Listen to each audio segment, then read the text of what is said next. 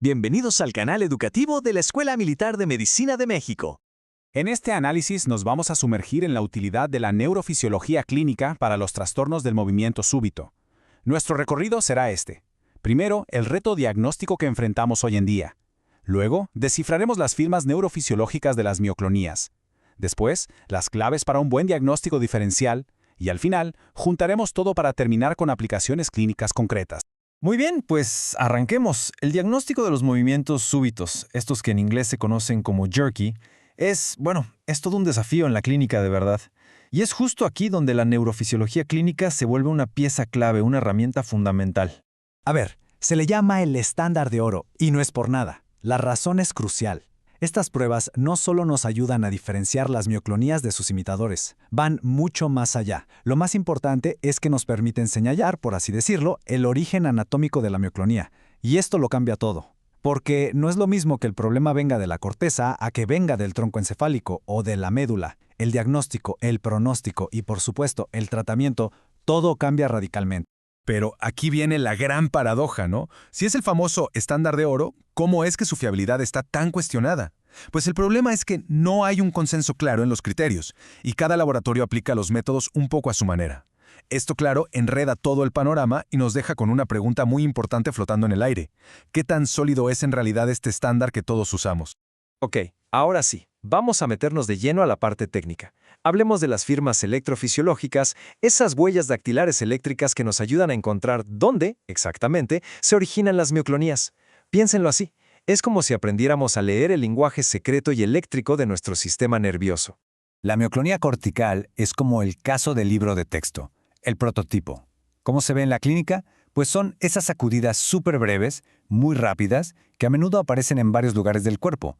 Y, algo muy característico, se disparan o empeoran con estímulos, ya sea un toque, un ruido o con el propio movimiento. Y si nos vamos al electromiograma, hay un dato que es casi su firma. La duración de la ráfaga es cortísima, casi siempre por debajo de los 50 milisegundos. Ok, pongan atención a esta tabla porque lo que nos dice es fascinante, pero al mismo tiempo un poco preocupante para el clínico.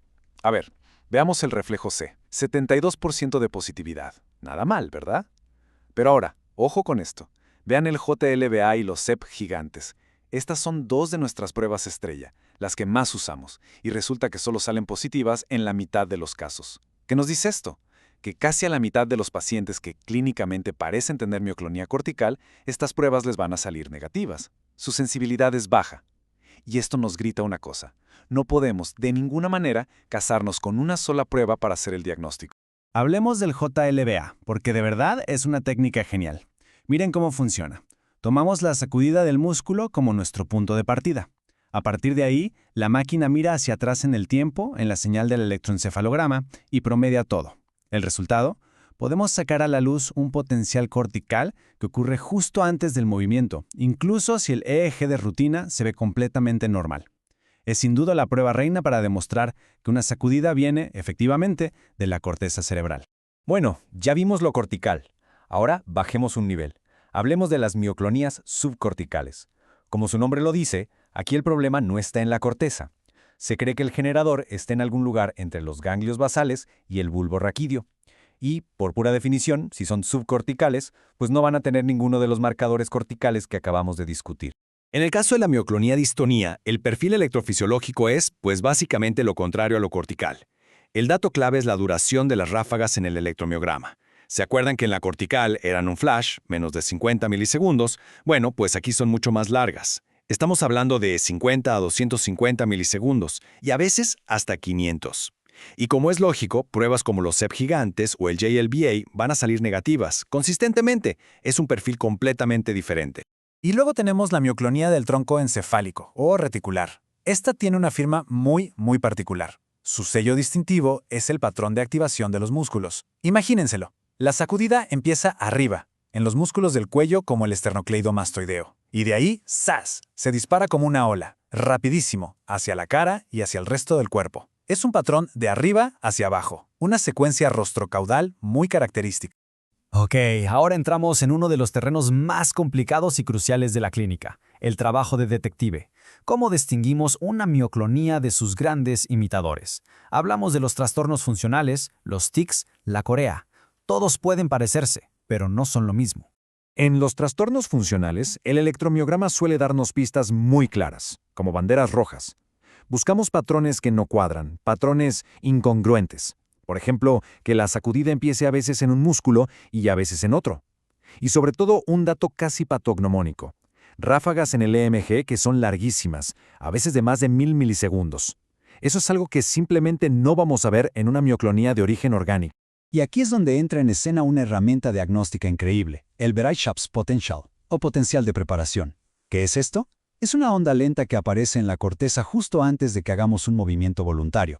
Es literalmente la firma eléctrica de la intención de moverse. Entonces, ¿qué pasa si encontramos esta señal justo antes de una sacudida que se supone es involuntaria? Pues es una prueba contundente. Nos dice que ese movimiento se está cocinando en las mismas vías cerebrales que usamos para movernos cuando queremos.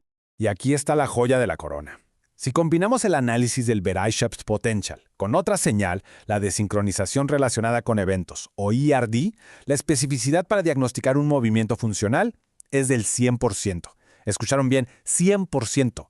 Esto nos permite diferenciar, sin lugar a dudas, un tirón funcional de una mioclonía cortical. Estamos hablando de un biomarcador con una certeza diagnóstica excepcional. Con los tics, la neurofisiología también nos echa una mano. Un tic, por lo general, se parece más a un movimiento normal y a veces hasta tiene un pequeño potencial de preparación antes. En cambio, la mioclonía cortical tiene esas ráfagas súper cortas en el EMG y las firmas corticales claras como el JLBA, cosas que simplemente no vamos a encontrar en un tic. Ok, hemos cubierto muchísimos detalles técnicos. Sé que es bastante información, así que para que todo quede más claro, vamos a juntarlo todo en una sola matriz. Aquí vamos a poder ver cara a cara las firmas neurofisiológicas que nos ayudan a diferenciar estos trastornos de una forma muy visual. A ver, echemos un vistazo. Fíjense primero en la duración de la ráfaga EMG. Este es uno de los diferenciadores más poderosos. Es ultracorta en la cortical y extremadamente larga en la funcional. No hay pierde. Luego, el patrón de activación. El patrón ordenado, rostro-caudal, en la del tronco, contra un patrón totalmente inconsistente en la funcional. Y para rematar, la presencia de JLBA en la cortical y la presencia del potencial de preparación en la funcional. Son hallazgos que no pueden coexistir, y eso diagnósticamente tiene un valor enorme. Muy bien. Entonces, después de todo este análisis, la pregunta es, ¿cómo se traduce esto a nuestra práctica diaria? Vamos a destilar los mensajes más importantes, los take-home messages que nos deja esta revisión. A ver, los puntos claves son estos. 1. La neurofisiología clínica, con todo y sus desafíos, sigue siendo indispensable. 2. Si ven una ráfaga en el EMG de menos de 50 milisegundos, el primer pensamiento debe ser origen cortical. 3. La combinación de BP y ERB es el arma más potente para diferenciar lo funcional de lo orgánico. 4. Y esto es fundamental, un diagnóstico nunca se basa en un solo hallazgo. Es toda la batería de pruebas la que nos cuenta la historia. Y 5. Mirando hacia adelante, la tarea más urgente es estandarizar. Y todo esto nos deja con una pregunta que es en realidad un llamado a la acción para toda la comunidad neurológica. ¿Cómo le hacemos para estandarizar estas técnicas y mejorar nuestros diagnósticos? La respuesta, probablemente, está en hacer estudios más grandes, multicéntricos y en ponernos de acuerdo para usar metodologías optimizadas. Es el único camino para fortalecer la evidencia y hacer que nuestras herramientas sean cada vez más precisas. Este video fue producido por el general de brigada médico cirujano Humberto Carrasco Vargas. Muchas gracias por su atención. Y para todos aquellos que quieran ir más a fondo, que quieran revisar la fuente original, aquí tienen la referencia principal de este análisis. De verdad, la lectura del artículo completo vale mucho la pena.